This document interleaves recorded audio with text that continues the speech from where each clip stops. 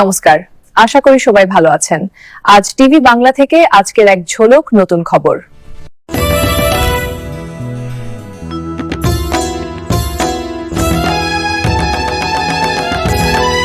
সদ্যজাত মেয়েকে নিয়ে শুটিং ফ্লোরে মাতৃত্বকালীন ছুটি শেষে কাজে ফিরলেন অহনা।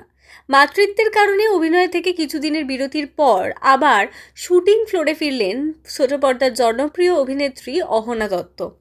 মিশকা চরিত্রে খলনায়িকার ভূমিকায় দর্শকের মনে জায়গা করে নেওয়া এই অভিনেত্রী মাতৃত্বকালীন ছুটি শেষে নতুন ধারাবাহিক তারে ধরি ধরি মনে করি হাত ধরে আবার টেলিভিশনে নিজের জার্নি শুরু করলেন।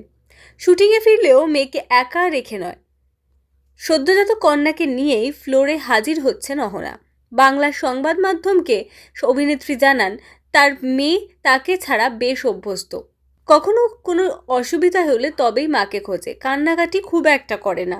বাবা দীপঙ্করের সঙ্গে একদিন শুটিং ফ্লোরে এসেছিল সে, আর সেদিনই অনেকের মন্তব্য, মেয়ের মুখের সঙ্গে বাবারই নাকি মুখের মিল বেশি।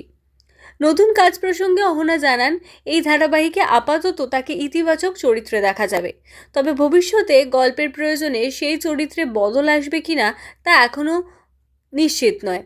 তার কথায়, চরিত্রটির লুক এতটাই সাধারণ যে দর্শকের কাছে তাকে পাশের বাড়ির মেয়ের মতোই মনে হবে এবং খুব সহজেই দর্শক চরিত্রটির সঙ্গে নিজেকে মিলিয়ে নিতে পারবেন।